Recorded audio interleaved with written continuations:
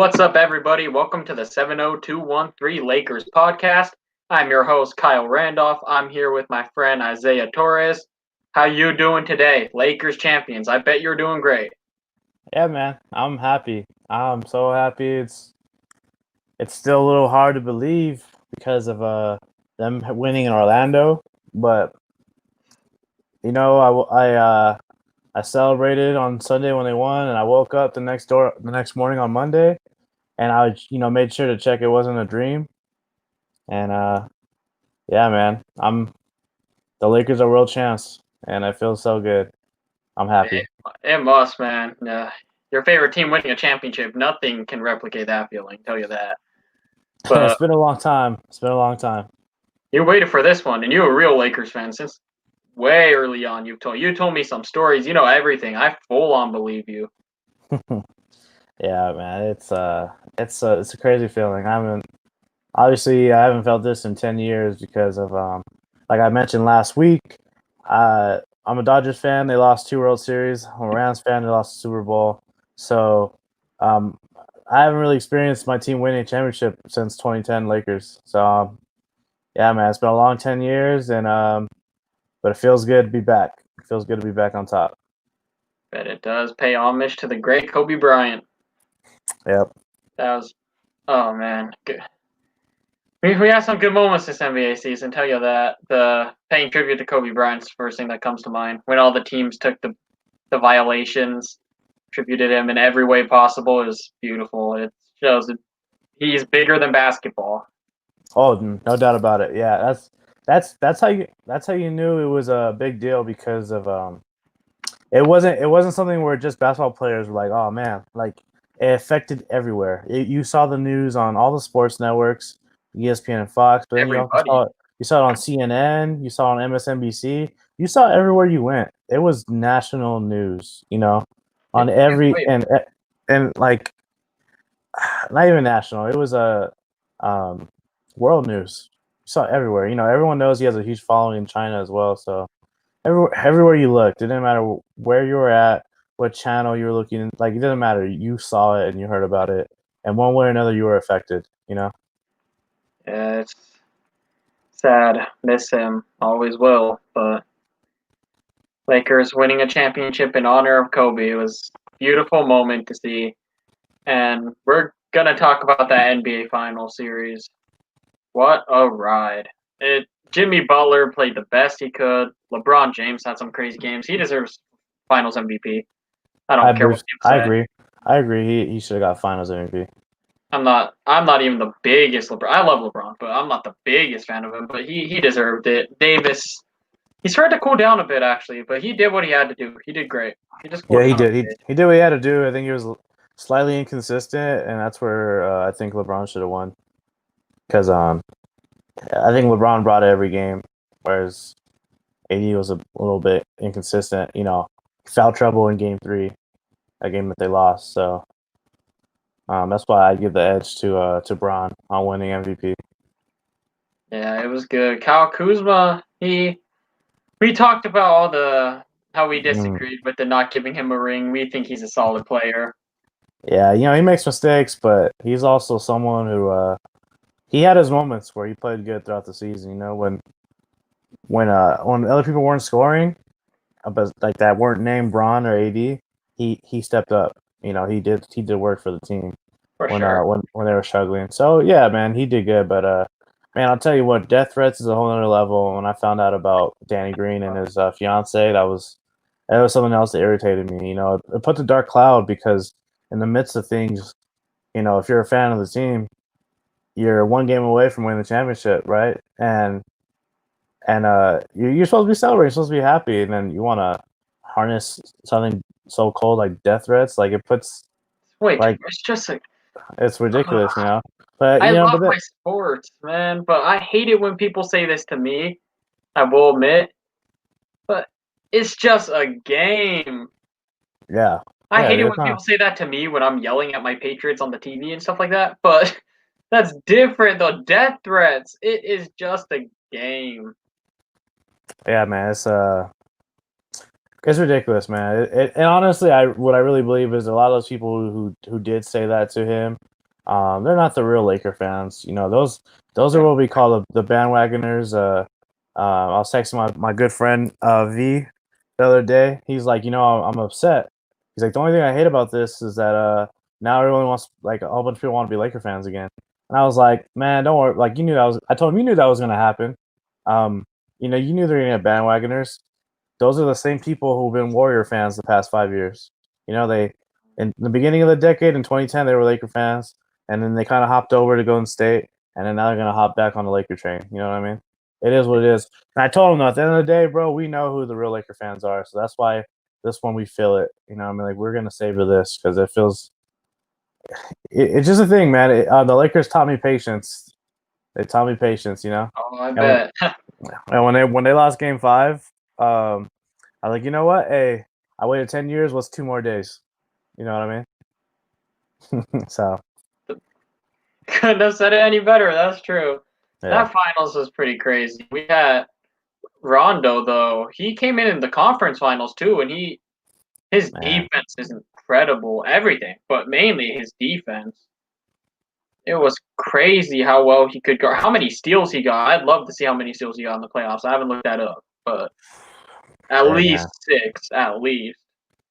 That dude's a beast, man. I'm glad I'm glad through this season he got to prove that he's still a good player in this league. I think he bounced around quite a lot, and he started to get a bad rep. Kind of like Jimmy Butler, started to get a bad rep. But dude's Yeah, a player. The dude's a beast. He's a good player. He's so good at being a leader. I'm watching all the interviews. Braun is known for being a leader and pushing his teammates. It's not often where his teammates push him back, and Rondo did a great job of that. That's why they embraced each other for like a good solid minute or two when they first won, because they know how important one another is to the team. And that's huge for Rondo because, like you said, you don't have that often where you see someone clap back at Bron, but that's what he was there for. He's an enforcer, holding him accountable, being a good floor general, good leader for the rest of the team. And you mentioned steals. He said that actually the night before the game 6, he spent time watching tape on recent Jimmy Butler turnovers throughout the season, throughout the uh-huh. playoffs, to see what tendencies he shows when turning the ball over. That And I that was sounds like, like a Rondo move. He's realized now. He's not even that old, but a lot. This happens with a lot of players. He's never going to match up the prime Rondo, but how he still maintains being good, other than a big name, because there's a lot of big names that are old and they're just terrible. As they get older, the right players that you want on a championship team like Rondo, they get smarter with their age. So when they decline in their speed and their reflexes, they move up in their intelligence. Like, and that's what I believe Rondo did. He's a perfect example of that because he's not as athletic as he used to be. He's not even as good of a passer as he used to be honest. But his decision making on defense, he's a big part of why the Lakers' defensive switches kept up with the Heat's offense. He he just got smarter, or maybe he didn't just get smarter. Maybe he just relied on more strategy than he did athleticism throughout his career. But it's what I refer to as the George Foreman. I don't know if you're into that the much. George. Okay, rather you should explain this to me. What do you call the George Foreman? Not being as athletic as you once were, Mm-hmm. but being smarter than you once were to make up for it. Oh, Because okay, I got you. okay, this ain't a boxing show, but how he won a championship in his 40s when he never did in his prime, he used different fighting techniques. He learned different strategies instead of taking hits, stuff like that. I'm not going to get too deep into that, but that's what I call a George Foreman. It's Oh, it's very smart. Yeah, okay. I I'm like glad I'm that. I not like that stupid. analogy. People think I'm ridiculous, but No, I that's a think good. Rondo did to George Foreman. He got smarter with age, so when he's not as athletic, he's still great because he's smart. He used his brain more. And on defense, what you said, looking at the tape of the turnovers, I'm not saying he wouldn't have done that before when he was in his prime, but he relies on more strategy than he does his athletic ability to keep up and guard people. because he ain't guarding Jimmy Butler. He knows that. Yep. So, like that. I love what Rondo has done this year. It's an incredible story. Yeah, man. I think honestly, looking back, them winning Game 5 was the best thing to happen because they got to taste. You know what? What I tell you last week? They lost Game 3, and I was like, they got it from here. Tyler Harrell is not going to score 30. He's not going to do what people have known him to do recently. Like they're going to shut him down. And if you look at his numbers, he's had poor shooting numbers every game. Honestly, he hasn't really done anything. But In you the knew that like yeah. in the finals, yes, in the final series, that's what I meant. But Yeah. you knew he wasn't like the Lakers. They haven't lost 2 games in a row all playoffs, and so I was like, this is the best thing for them to happen. They're gonna taste losing, and then they're gonna get back to winning ways. They lost Game 5, and they realized they let one slip. They ruined the opportunity to win the championship, and they weren't gonna let another win go. And what did they do? To put it simply short, they locked their ass up. There's no other way you could word it. That's what they did. Man, that defense was stellar. And I Incredible will say defense. this. I will say this. The game they lost too, they didn't lose. They were really close. That's what I'm saying. I think they realized they let it slip, and they were like, "We're not doing that again."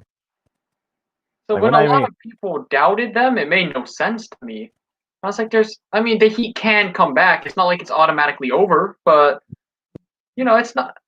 You guys aren't done. A lot of Lakers, as you would say, the bandwagons are like, "Oh, we play so terribly, it's done. We're done." And they were hard on Danny Green. I'm like, relax. Yeah. No, it's they made sure that they weren't even gonna have it be close to where the Heat could hang around and come back. They just killed them, blew them out of the water. I mean, they're like the Heat could not get no shots down except for 2 Duncan Robinson 3-pointers in the beginning of the game. They were like they suffocated every screen and pick and switch. Like they were getting no open shots, and then even the layups because they were so heavily contested, they missed some layups too. And then the turnovers were great, the steals, and the fast break buckets. Man, it was incredible basketball. I'm glad they won on a way like you know what I remember thinking, a Danny Green 3-pointer to win the game and the championship would have been great, right? Like Yeah. it would have been so exciting. But as a fan of the Lakers, to see them a good alternative to not winning game fashion like a game winning fashion way. A good alternative is seeing them just dominate, play their best game of the season to end the season. So I was happy What with you it. got?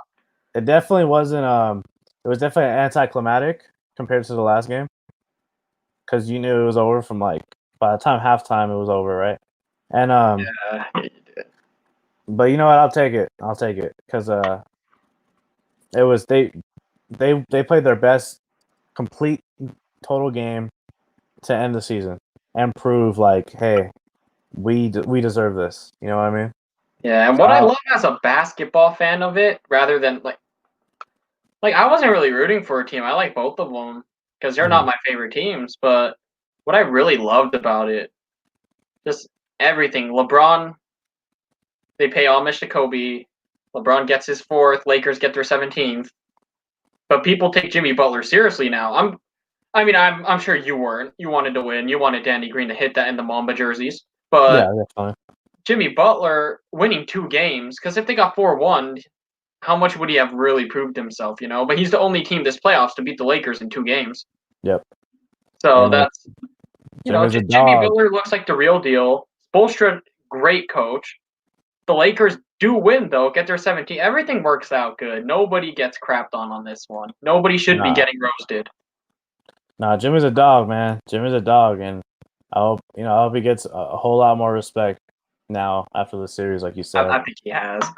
I'll tell you what, this season definitely gave me a lot more respect for Spoelstra because I didn't think he was ever going to get back to the top. And I thought he just, when he had Braun, Wade, and Bosch, I was like, oh, they got a solid team. Like, how much is he really doing there? But this season, I respected him a lot more. Duncan Robinson, I've always liked him when he was at Michigan. But this series actually made me not like him too much because he likes to stick his leg out when he shoots. Now a little too extra, like he keeps falling after every shot. So I'm like, come on, Duncan, you don't gotta do that. But that's whatever. And then I respect him as a player, though. no, I do like. I'm still a I fan know. of him. I just don't like the sticking your leg out when you're shooting or A lot of people do it, him though. and Jake Crowder. A lot of people do it now. I know it's irritating, Yeah, but him hard to and Jake. Oh yeah, that's true. Sorry, what were you saying? I keep interrupting. No, no, you're good. No, him and Jake Crowder, they both do that. I respect both of those players. I'm a fan of, like I said, I'm a fan of that team. If they weren't playing the Lakers, I would want them to win. But yeah, Jake Crowder, great player, plays a lot of good defense too. He does the same thing, falls, sticks his leg out. I think going into the playoffs, the only player I really didn't like on that team was, I mean, I kind of don't like Iguodala a little bit, but that's just because he did the KD before KD did it, where he was on Denver and he lost to Golden State in the playoffs, and then he left Denver for Golden State, and then what do you call it? Tyler Hero, I didn't like him the whole season because I just thought he came in as this cocky kid, Really, I've always liked him. I can see why you don't, though. and but then I started liking him in the postseason though. I was like, okay, maybe this guy, maybe he is a dog, you know what I mean? And Jimmy Butler was like, I love my young bull, I love my young dog, like I could work with him, you know what I mean? Like he brought something that Jimmy could work with, not like Towns and Wiggins, right? And Yeah, because he's competitive. He's a grinder. yeah, he's a dog. But I think when he played against the Lakers, he didn't do shit. And when he made that face, I was like, get the fuck out, bro. Like I don't, He did I didn't like.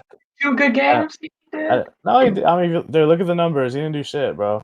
He didn't do a 2 thing. games. He He made scored it. 30 one time. No, he did not. The most he scored was 21 maybe in game 3 or something. He never reached 30 on the Lakers. Never reached 30 on it. Sure, he didn't hit 29. No, he did not. He scored 21. I think that was his most. And every game after that, he only reached the teens. So I was like, nah, Jim. I mean, I said Tyler Hero's not gonna do that against the Lakers. He's not gonna drop 30. So I mean, you're right, though. I just looked up Game 3's box score. Yeah, he only scored 15 in Game 3. yeah, he didn't do a fucking thing. So for him to make a face like that, I was like, bro, I hope you fucking get bitch slapped the whole series. And then he did. And then he did. Like Bron dunked that ball and he flopped to the side. He got his there was a fast break where Hero tried to lay it up, but he saw Anthony Davis coming, so then he threw up a shitty ass one-handed awkward layup, and then he fell to the floor like a little bitch. And I was like, bro, I'm like, they're exposing him because all he could do really is shoot the ball. And he made a face when he made a taunting face when he really didn't do shit. So I was like, get the fuck out. You know what I mean? So I'm glad he got punked the rest of the series because he don't deserve shit. You're right. I was confusing his box scores with Duncan. He's the one that went off and kept him in the series. Yeah, Duncan Robinson. Other That's what I'm saying. Like Duncan, I hope he gets some more respect a little bit. You know what I mean? Because he was the one that's undrafted. He's more the surprise. Where Hero, he was drafted and he came in cocky from the jump. I like to say Duncan Robinson is he's the Alex Caruso of the Heat. You know what I mean? He had to fight and claw his way to get there. So it was a good series overall. Kendrick Nunn too. That was fun to watch him. He's a dog, and same thing. He had to fight his way to be where he's at. It was cool to see him actually playing meaningful minutes in the finals. Yeah. I didn't know if I was going to see him play meaningful minutes like this whole playoffs, but he did it in the finals, and he showed up. He really did. Yeah, he did a good job. He had to step up when Dragic goes down. So one thing, somebody showing up though. I know a lot of people don't give coaching and coaches credit on LeBron teams, but Frank Vogel made a smart decision. I didn't think it was smart at the time because people love Dwight Howard's athleticism. Not athleticism, but his how he plays, his tough style, tire out Bam Adebayo bit. That's what we said they were going to do. Yeah. They played him less minutes and actually played kind of small ball, and it paid off. Paid off big time. I don't know if it's because faster ball movement, more outspeeding, or unpredictable strategy. I still don't really know, but it paid off. They gave Dwight a lot less minutes too. He played 8 minutes. I don't think he hit the double digits in the last 2-3 games. No, he did. It was weird. He started the game, and then he really didn't play that much at all after that. In Game 5, actually, I think he started Game 5, and then he never played again. To start the second half, they put Morris in his place instead. That might have been Game 4, and then Morris started Game 5. But yeah, Howard didn't play that much. JaVale McGee barely played at all, really. I think the big move in Game 6 though was obviously Alex Caruso starting, right? He That one I freaked think me out a bit when I saw that. I I was was like, like, why? oh shit. I was like, oh shit. I think it starts with Anthony Davis because earlier in the postseason they made a move to Anthony Davis to play a center instead of four, and it worked. It worked. And they talked about that, like, oh, what did you think? What went into the decision? Him going 5, and they were like, oh, AD's a big dude, like he could do both positions. We just like to work him here at the 4 because that's the new era of basketball. But we thought, hey, might as well put him there at the 5 and see what we'll do, and it worked. I think that's what went into it. They took Dwight out, put AD back to the 5, and then you put in Caruso, who brings a lot of energy. Instead of bringing him later in the game, just start off with high energy in the beginning of the game, and look how that paid off. I mean, they brought the energy from the jump, and they Is never that looked. why you believe it worked? Because me, I just really don't know. I've watched a lot of sports in my life, and I know a lot of things. At least I like to think I do. But I just did not know how it worked. I was like, okay, the Heat are going to counter that. You kidding me? But no, it's quite the opposite happened.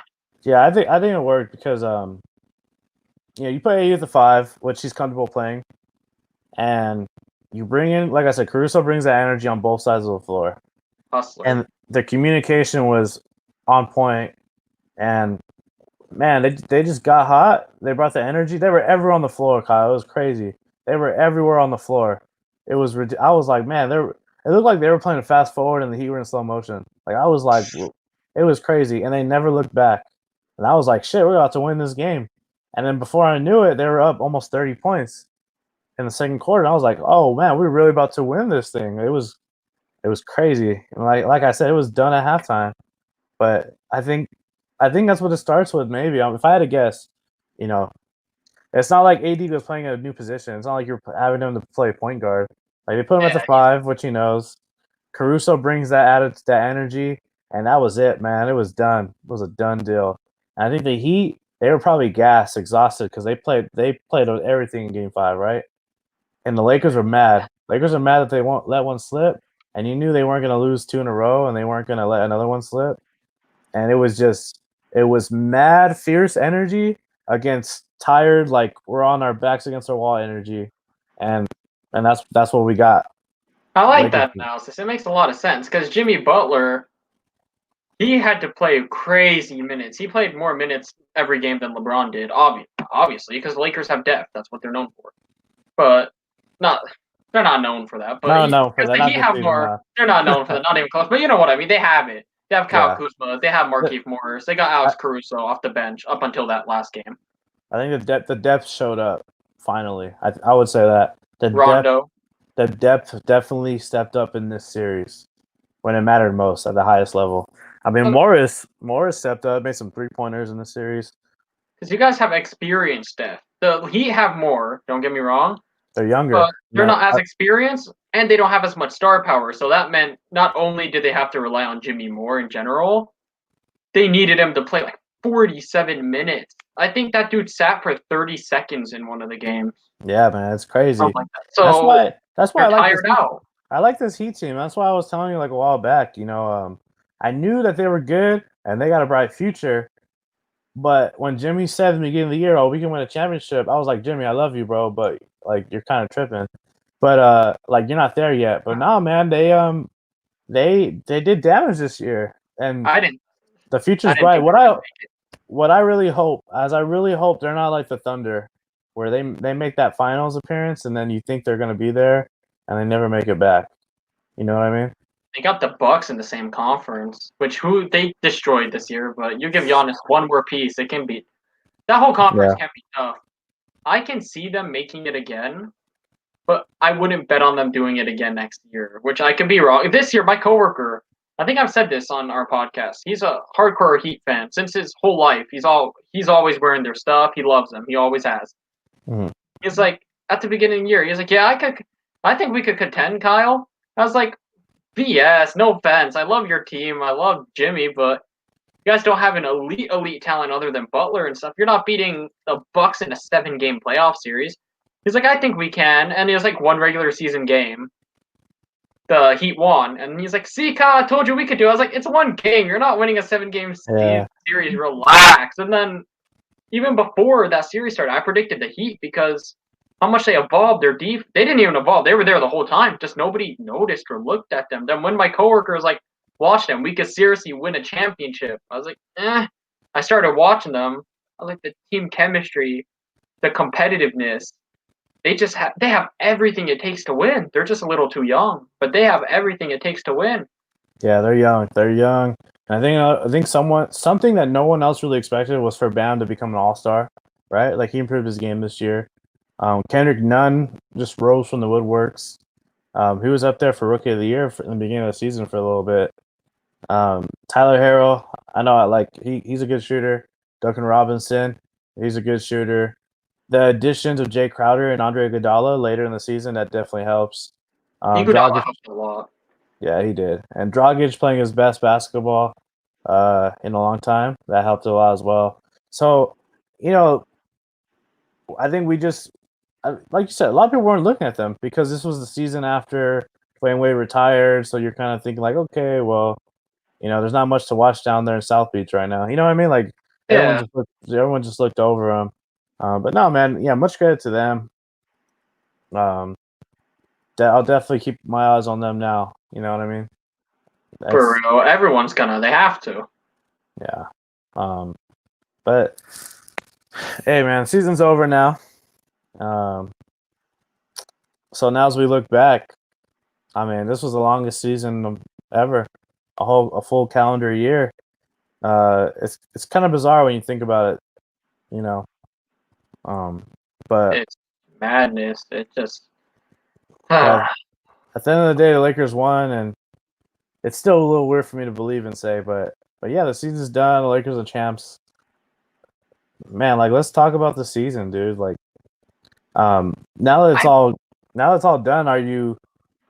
Let me ask you this: going into the season, did you think the Lakers were gonna end up winning, or what were your initial predictions? Nah, you could go to I think it was episode 2 or 1. I said the Clippers just because their roster and depth. I was like, they got Luo Montrez off the bench, who are gonna score. They're gonna get their points. Yeah, there's so much for that. I was like, Landry Shamit's solid. I could see him doing things in a playoff series. He forgot how to play basketball. Not literally, that's mean. But he didn't do anything. And then I said my number one argument, which is so basic, and I thought it would work. I was like, Paul George, Kawhi, and Pat Bev, they're 3 amazing defenders. How are you going to score on them? Like, Kawhi's done great defensive things against LeBron in the finals in the past. Yeah. Obviously, you're not going to stop LeBron, but you limit him enough. It's like, I figured that team could limit them enough with those 3 defenders. I figured they could beat anybody with that. And I was scared of Paul George choking. I did think he was going to choke and shoot bad percentages in the playoffs. But from the beginning of the year, I was like, and I think you agreed with me. No, it was Mike. I said, you can't choke much on defense. So he is going to be useful in one way or the other. Because how much can you choke on defense? And then there Jamal Murray is cooking his ass. Yeah, this was the ultimate Kyle, you're stupid. You're going to be wrong about everything you say kind of year. Because I was like, no, the Heat aren't going to do anything at the beginning. I did think in the playoffs, though, but it is too late for that. I'll take the L on that. Beginning, I was like, no, you guys are going to lose second round. So that was a Kyle, you're stupid moment. Then came the Clippers. I believed them the whole year till the end. Oh, man, that was disappointing. I mean, awesome for Laker fans. And it's not like I wanted them to beat the Lakers because I predicted them because I'm a Rockets fan. I didn't really care. Mm-hmm. It's just like That's what my sports knowledge was saying, and it made sense in my brain no matter what. I did my research, my numbers. Then towards the end of the season, actually, no, I didn't take the Clippers till the end. Towards the end, I realized how well the Lakers were playing and looked at every statistic possible, and they just all leaned the Lakers' way. And I was like, it's load management. I wrote an article. That's what made me remember. Towards the later of the season, I was like, because at first I argued Clippers. Then I said Lakers. All the statistics went the Lakers' way. Chemistry, LeBron's determination, everything. And then the bubble happened. And I was like, flipping my mind again as Kyle does. I was like, okay, they're screwed. Lakers are playing bad. Clippers aren't playing great either, but it's Kawhi. I know it's LeBron. I should have said that. But again, you can't choke much on defense, so I thought. So my point is, because this is a long answer, and I apologize for that. Just those were my predictions from the beginning. The Heat weren't going to do much. They were going to make the playoffs, to lose in the first, second round. It was going to be the Celtics and the Clippers were going to win. And I stuck with that, even towards the beginning of the playoffs. I was thinking Jimmy Butler would do great, but I didn't think he'd do that great and prove everybody wrong. Just this season brought a lot of memories, though. I'll tell you that. As a Rockets fan, I did not ever believe we had a shot at the championship. That's one thing I was right about. I did not think we had a shot to beat any of these elite teams. I didn't even think. Do you think the Clint Capella trade made the team better or worse? Statistically, it was better. It was better with what we had. But my problem was, and I don't know if it's viewed based or not, media reported it was, but no one has clear proof. When we lost Chris Paul, I was like, we barely had a shot to contend. We're definitely not doing anything. And I'm not going to lie, I've appreciated his basketball skill, like some of his athleticism, but I've always hated Russ. Everyone that knows me personally knows that. I've never liked him. I've always said inefficient, not as great of a defender as people give him credit for. He's athletic, but bit of a hothead too, attitude-wise. Stuff like he's a good person. You saw he tipped the people. He's a great human being from what I've seen. But like on the court, how he gets overheated, sometimes it comes to his benefit, but sometimes you need to maintain cool, not let fans sticking out their phones at you, even though they kind of jerks were shoving it in his face. You can't let that bother you so much. The only things that should bother you, not even to an extent of attack or anything, just what happens on the court. Which I'll admit he does bring that out, but I was like, he's not efficient enough. Him and Harden are both ball dominant. Westbrook shoots too much, which I will give him credit. He shot less. He shot layups more, which it balanced out towards the end, but Chris Paul and Harden gelled really well together. Chris Paul's underrated. I don't care what Joe says. He's internet and Reddit calls him point guard for a reason. He's a traditional point guard. He knows how to pass. He's very smart. He's a great defender. Not as great as he used to be, but he's still a great defender. He's smart. He knows what is best for every team he is on. I mean, he doesn't win the finals, but the team he was given, a Harden team, even though Harden's great, he did what he could with it. He went to Game 7 once. Yeah. He can't do much beyond that. So I'm sorry, I'm going in so much detail to answer your question. But my point is, the Capella trade was. Did it make it better or worse? it made it better. Like I said, since it was statistically, it made it better with what we had. Since we were already stuck with Russ from the beginning of the year, I gotta talk about this year. Enough of the Chris Paul, but it did make us better because the small ball Rockets lineup. I didn't think it would make us better, but we scored more. We averaged more points, and we didn't even allow much. I think we grabbed more rebounds with the small ball than before, which is very shocking to me. I don't know how that works. So it was very interesting. It was great with what we had. I don't like the Rockets' management a lot and their decision making. Yeah. I hated it at the time, but it worked great. Sorry, I dragged out that answer a bit. It worked really well. No better way I could word it. Not really well. Best with what we had. It worked with Russell Westbrook.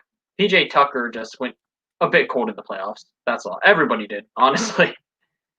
That's true. And I think that's the problem with Houston is they're really good in the regular season, but they just kind of cool off, right, in the playoffs. Same thing with the Bucks and I guess same thing with the Clippers too. But yeah, I mean, in the beginning of the season, I remember I wasn't really happy too much with all the pieces that the Lakers filled up with, and I don't think Quinn Cook is good. I never liked Jared Dudley. Um, I did not want DeMarcus Cousins because he's injury prone, and then he got hurt. Also, I was right. And they signed him with Dwight Howard, and I was like, Dwight Howard, like, why? But and I then thought he was gonna do things with you. That's one thing what? I knew. Who, Cousins or Howard? Dwight. I like the Oh, signing of Dwight. well, I didn't like it initially, and then I read it. Obviously I looked into it. He came to him saying, "I'm gonna." They gave him a non-guaranteed, and they said, "I'm gonna come to you. I'm gonna play my role. I'm not gonna cause no problems. I want to prove to you that I'm still serious about this thing." And I said, "Okay, cool. You know what? His All right, contract was really good for you guys. yeah." So that's why I was like, "Okay, cool." And then, yeah, I mean, 1 month went by, 2 months went by, 3 months went by, and then I was thinking, like, hey, this is working out. And I'm slowly starting to like him again. I was like, all right, cool, you know? And so yeah, like there were some pieces I didn't really like initially. Like it was, those four dudes, Cousins, Howard, Dudley, and Quinn Cook. And I can't really think about I'm I'm kind of blanking on that initial roster. And then the funny thing is like I did like the Danny Green pickup at first. Um, I like Troy Daniels because I was a BCU fan, and he's a really good knockdown shooter. And remember, that was the problem with the Lakers last season is they need shooters. He didn't do So much. What happened to him? that was the thing. That was weird is they didn't really play him too much. That's all that Troy happened, huh? Troy Daniels Troy Daniels is a great shooter, like quick knockdown shooter, but he didn't play that much. And then they got rid of him. They let him go so they could get a Marcus Morris. But then Marcus chose the Clippers, so they just got the other one instead.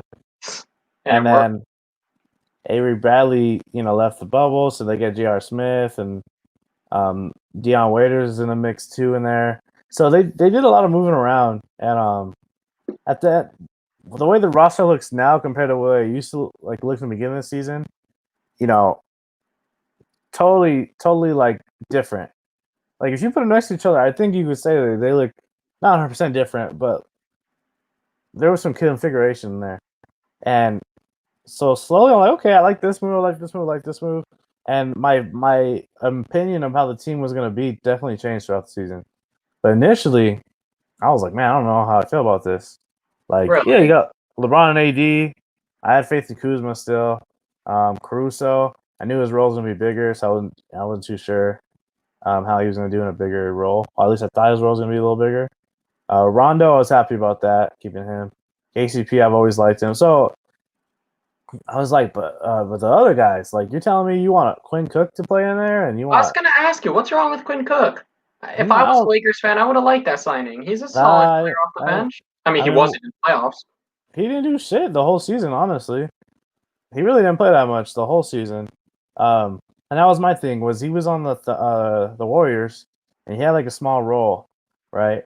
He's solid Um, in it. It he was had he small. had he had a really small role, and then the Lakers signed him, and I was just thinking what has he proven to sign him? Like I didn't get it. So I was like, man, I don't know about that. But and honest, truthfully, he didn't play at all this season either. He, So he really did. he has three. I think he has one or two. He has two or three championships now. So good for him. But Jared Dudley, I never liked Jared Dudley. Like He's a champion. I never liked him. Never liked Jared Dudley. Me But neither, actually. I guess he's a champion now. But hey, whatever. J.R. Smith, man, this guy joined at the very buzzer and Very got us like last a minute. championship. This man did not do nothing for 2 years, and he got added to the team, took a trip to Disney, and he's a champion. So that's cool. And the funny thing is, he was the first one to celebrate. He took his shirt off with like that less than a minute left. was it was fun, man. That Lakers celebration. I'm not a Laker fan, but it was fun. I saw on Instagram Live too. Did you hear about Quinn Cook, by the way? Yeah, so that made me laugh even more because because they left his ass. I don't. I For wonder what people he who was. don't know, No, for he, people who don't yeah, go know, ahead.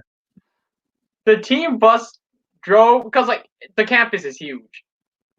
Yeah. In the grand scheme of things, Disney World's huge. They took the team bus back to the Grand Floridian where they were staying and stuff. They left Quinn Cook at the arena. So then he said, "Just won a championship and I gotta walk now." And then J.R. Smith, I believe it was, started live streaming from the bus celebrating. And you can see Quinn Cook commented saying, "Make a U-turn." And I don't know if he actually had to walk or not. I highly doubt it. But it's just funny that they forgot him. Yeah, they never disclosed. They never disclosed what happened, whether he they came back for him or what. But what I'm wondering is what was he possibly doing for them to leave him behind? I mean, even I get it, like the team celebrating their rowdy and stuff, but it's like, and maybe he wanted a little moment, so maybe he left or anything. But if you're the only person in the locker room alone, are you not gonna chase down people and yell, "Hello, hello, where you at?" Yeah, that doesn't. That's why it doesn't make sense to me. I don't know how you can get left by. Maybe he went to the bathroom. That's my only. Maybe he went to the bathroom or had a moment alone, like emotional moment. I won a championship. He leaves the bathroom, then the team's gone. Maybe. Hey, that's if honestly that sounds like the best possible example, excuse I could think of right now. What else could happen? He's sitting in the locker room, watching everybody walking out, and he's like, "Oh, they're on the bus. They forgot me." Like, what? Yeah, that's what I'm saying. I don't get it. It does not make any sense for him to be left alone. Like, it does not make any sense because either a lot of guys were either in the locker room, people were doing, media interviews, but he didn't do any interviews. And then people were out like on the court, like they were doing interviews outside with NBA TV and ESPN, and their kids were celebrating in the confetti still on the court. Like, he could have been any of those other places with other people. There was not like one person by themselves. Like, there was at least like one or two people in the mix together. So I don't know how this dude gets left behind, but hey, I guess it would happen to Quinn Cook because he's like that little brother. You know what I mean? Like, he's definitely like that little brother team. That's the thing that I was thinking. I know he didn't play a lot of minutes. If anybody were to get forgotten from that team, how would it not be Jared Dudley? That dude played even less than Quinn Cook, from what I remember. Not in the playoffs, actually, because he played like 2 minutes against the Blazers. But, like, how? Because Quinn Cook is small. He's like that little brother, man. I'm telling you. I mean, you're not wrong. If it were to happen to anybody, it'd be Quinn Cook or Dudley. And since Jared Dudley, like, he stands out on the internet as a meme, he won't be forgotten. I guess it's more surprising. Like, I would have think maybe it would have been one of the D-League guys. THT, Devontae Kaycock, or Giannis's brother. Oh, yeah, Kaycock made the roster, right? He just never played. Yeah, so those three guys were the ones from the D-League team to make the roster. So and they didn't get left behind. So Cook, my bad. He should have he must have been doing something. He must have been in the bathroom. let's go with he had to go to the bathroom or something. That's my only theory. That's the only thing that sounds kind of accurate because I don't know how you get left behind, man. Everybody was celebrating together. It doesn't make no sense. LeBron was hugging people, Yeah. He was celebrating with his teammates. That makes no sense. Huh? Nope, it doesn't. Another thing I want to reiterate, bring back because I kind of forgot, was how you were talking about how you didn't know too much about the Heat, and then you started watching, like, oh, these guys are pretty good actually. Yeah. And the thing is I probably would have took more notice to them if they played the Lakers better in the regular season. Well, they didn't, and that kind of goes back. That kind of goes back to what I was telling you. What, 2-3 weeks ago was. I was happy that the Lakers played Miami instead of Boston because Boston challenged the Lakers a lot more, difficult in the regular season. Yeah. While the Lakers beat the Heat twice, and their margin of victory over them both times was about, like, I think 10, 15 points. Double digits. Mm-hmm. And in Boston, they blew out the Lakers by 20 points in one game, and the Lakers barely beat them in a very close game in February. And when I look back at that game, I remember some calls where I was like, "Ooh, I don't know about that one." Like, the Lakers got some calls in that late in that game that went their way. Yeah. And that margin of victory was Boston was beating them in all those categories. So I was like, oh, I kind of want the Heat, and we got the Heat, and I was happy. So that's why I wasn't really. That's why my attention towards Miami. I was like, yeah, they're an exciting team, but I really I never really had a doubt that the Lakers were going to lose the series. Yeah. If now if they lose Game 6, I would have got nervous for Game 7 because now you got the Heat on a 2-game winning streak. Yeah. But yeah, man. I mean, things work out, and like you said, I think now that this is over, there's not really a loser in this. You know what I mean? It's not. I Like the know. Heat get respect. The Lakers are on top. Um, I think there's respect all around for the most part. Yeah. That's what I love about this whole playoffs. Everybody played their hearts. I mean, I know we got a lot of sweeps in the Eastern Conference, Yeah, that's but the East. Yeah. in a lot of the rounds, we saw a lot of heart. Like, even though the Jazz blew a 3-1 lead, nobody was crapping on Mitchell because he did everything he could. That was a hell of a series. The Nuggets don't get crapped on at all. The Jazz, I don't think it sucks they lose that early, but I don't think I haven't seen them getting crapped on. They don't deserve to get crapped on. They played their hearts out against a great team that made it to the conference finals. The only team in that conference that gets absolutely shit on is the Clippers. They're the only one that I've seen. Yeah. Actually, that's probably the biggest loser this whole season. Because everybody in that conference. Besides all the teams that didn't make it, in the grand scheme of things, probably the Knicks are still the biggest joke right now. But Oh yeah, that's a different story. it's just like because everyone in that conference either hit expectations or exceeded them. The Nuggets, even though people knew they were a good team regular season, they exceeded them. Yeah, The they Jazz, advanced further. They advanced further this season. they did. The Jazz hit them. For me and what I've seen as a Rockets fan, they exactly hit the mark. Nobody thought they were going to actually contend. So like winning one game in the second round, that sounded about right. That was expectation. But the Clippers is the only team that they were expected to make the finals or compete really good against the Lakers, and they just blew it. Doc Rivers blew it again. Yep. Yeah, I mean, well, what do you think? I don't know. I don't know if we talked about this last week or not, but what do you think about him being the Sixers coach? I'm interested in it. I think it's the best thing Philly could have done at this point. I don't think Doc's great necessarily. He's still damn good.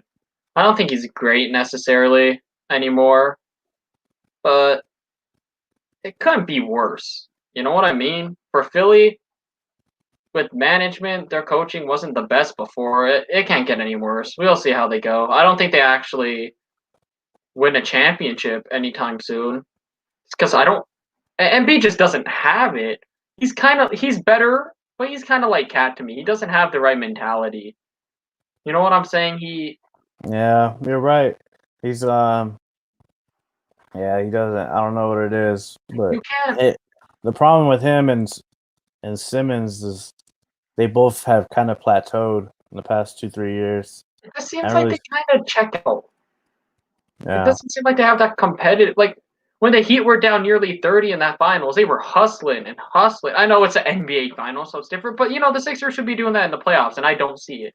I don't see the aggression from Embiid because he was top 3 MVP early year. People don't remember that. He was top 3 MVP, and then he ended up nowhere near it. I get it was just a start. He exceeded expectations, but like in the playoffs, he doesn't have it. He's not calling for the ball, yelling. You could just look at him. He doesn't really seem into it. He kind of checks out. Yeah, Similar to what Harden does, if that makes sense. Yeah, and that's why Jimmy wanted to leave, because I think he saw the writing on the wall. They weren't competitive, and they didn't want to hustle. That's all it was. Yeah. They don't have that competitiveness, that grit, to be a champion. Damn good players in Simmons and Embiid, so it's a shame that they don't achieve much more than what they have.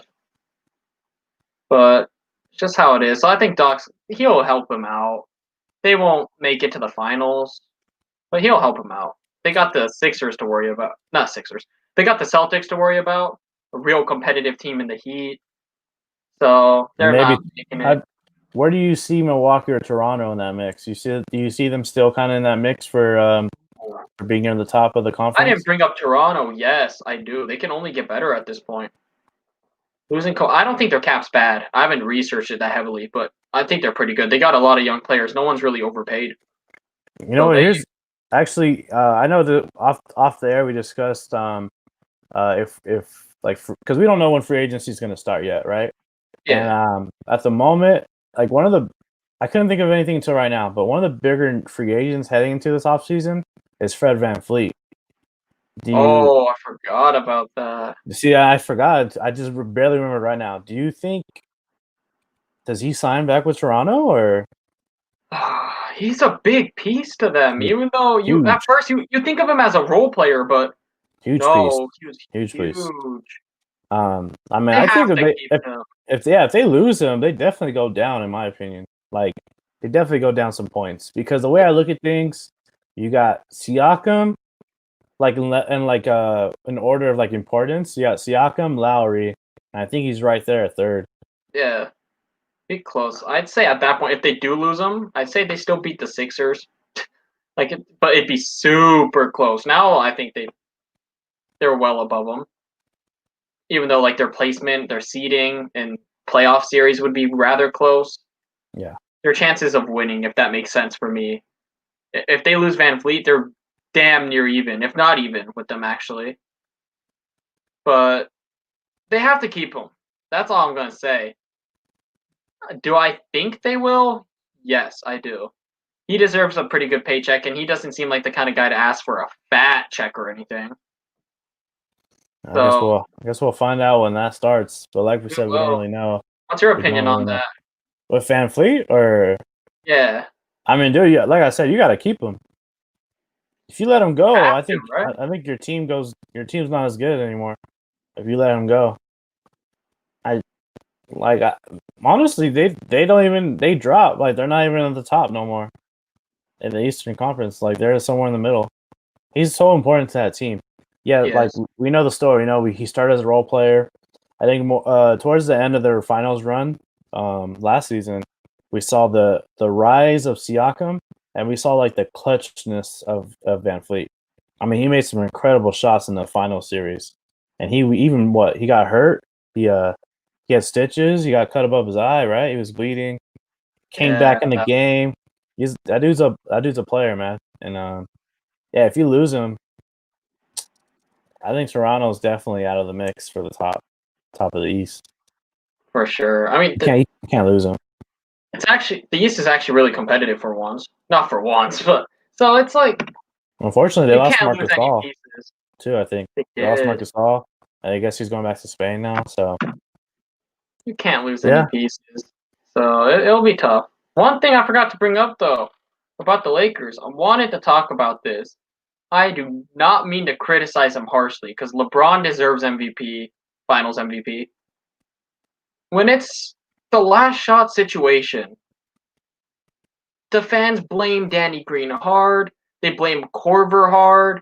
They blame okay, J.R. Smith was actually that was stupid, but I've noticed in the playoffs he has shot his buzzer beaters, but it's never LeBron, and he doesn't get shit for it. I'm not saying he deserves it because he deserves Finals MVP. That's what he deserves. But if you're gonna crap on Danny Green that hard, don't you question? Don't you want your biggest star shooting? I know he has better clutch numbers than Kobe technically, like statistic wise, but that's a last second shot is kind of when I ignore statistics. I want my best player shooting that ball, and I'm not gonna say he's better because Jimmy, he is not as good as LeBron, not even close yet. But he drove in the paint and shot it in 80's face. But LeBron, he passes it out to Corver. He misses. KD makes it right in his face. He passes it out to Danny. He misses it. That Jimmy's driving in AD's face.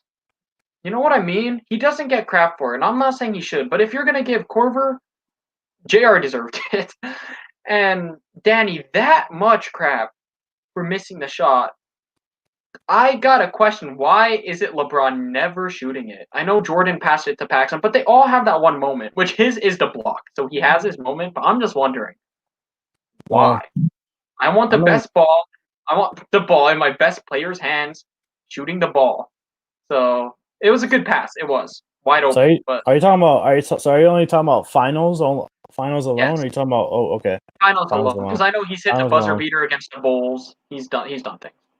Yeah. I'm just wondering, Finals alone. Well, see, that was thanks for, and that kind of reminds me. That was another reason why I was kind of worried about Lakers versus Clippers if they were to match up. Was I wanted Braun to be the dude, and all season long he kept talking about how AD's gonna be our guy. AD's gonna be our guy. We're gonna put the ball in his hands. The offense is gonna run through him. I was like, and remember I was telling you this. I was like, I don't want that. Like, Yeah. you're the one that's proven champ. Let him learn from Mhm. you. And that's exactly what happened in this final series. He's MVP, deserved it through and through. And they said after, he won this one, and hopefully, AD stays with the Lakers. They could run a few more things back, and maybe he becomes the next. You know what I mean? He learns from him. He starts being the man. I don't know, man. I guess I can't really answer that as to why LeBron doesn't really hit the shots in the finals. He doesn't take them. But why? And why does he? I'm not saying he deserves it. Nobody deserves crap if they're a great player. But why is Danny Green getting so much crap for missing a 3-pointer, which I know is wide that's open? that's a But different story. That's a you know different what I'm story, saying? though. No, The that 3-pointer. I'm gonna that get that into this. I'm sorry. no, that's a different story, though. I get what you're saying, but here's you want to know, and I'm just being honest here. You want to know the difference between that situation, and the other two you mentioned, between Yeah, Corver and J.R. Smith. yeah. Here's the difference. They're on the Lakers. That's 100% the difference. When you're on that team, um, all eyes are on you times 100. And then the problem about a lot of LA fan bases is they're very toxic, especially for the Lakers when they're losing and they're frustrated and they want to see us win. And then, it goes back to what I was telling you earlier. A lot of those dudes are kind of bandwagon too, um, and then they're ignorant. That's another thing. It's like a lot of dudes, they could say they're a fan, but they don't really watch the game like that. Like they're not like they don't study the game. They didn't play the game. They just watch, and Yeah. um, I had a conversation with a good friend of mine who was a diehard Laker fan too.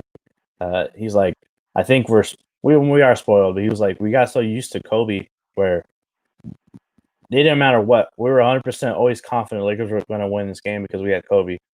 Because we knew he was going to shoot the ball. Everyone knew he was going to shoot the ball. But it didn't matter what defense they threw at him. We knew he was going to find a way to win. And now that he's not there no more, that's been the issue the past 4 years, right? 4 or 5 years.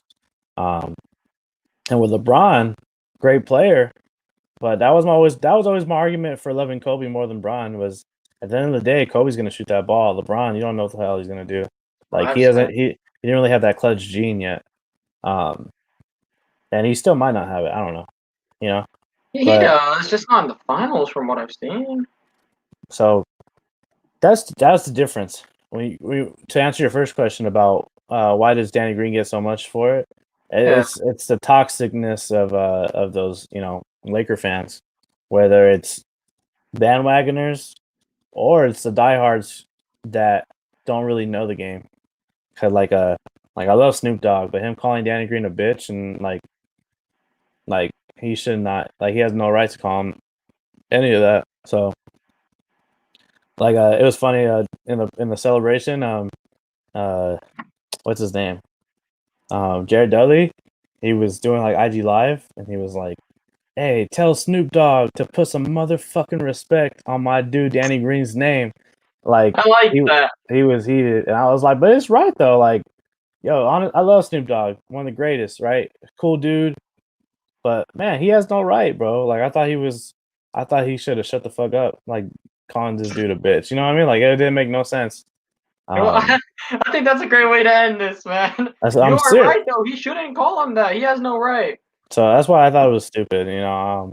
That's the difference though. Why Danny Green got so much shit. It didn't make no sense, but it's because it was a toxicness. You should never do that. And then death threats is a whole nother level of Thanks like for that unnecessary. explanation. Um, but yeah, on LeBron. Hey, you know what? And I wrote about this in my most recent preview article. Is Jordan did the same shit, man. He threw the ball to Paxton. He threw the ball to Kerr. He did, They but make he has his shots. they make the shot. Yeah, he made his shots too.